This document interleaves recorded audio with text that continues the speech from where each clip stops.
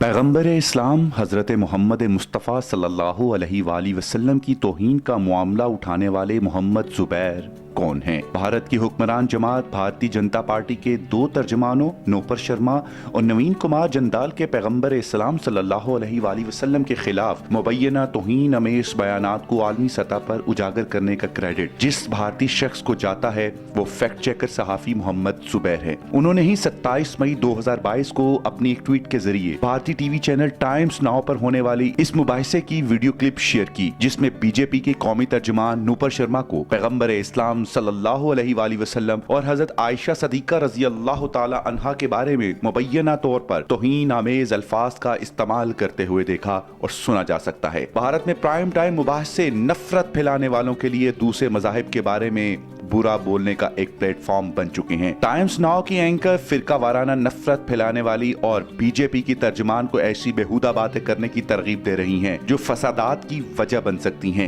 उनके इस ट्वीट, जिसे अब तक तकरीबन 8,500 सारफीन ने रीट्वीट किया है, के बाद ही भारत में पैगम्बर इस्लाम सल्लल्लाहु अलैहि वसल्लम की तौहीन की खबर पूरी दुनिया में जंगल की आग की तरह फैल गई और अरबों अजम से सख्त रद्द अमल सामने आया।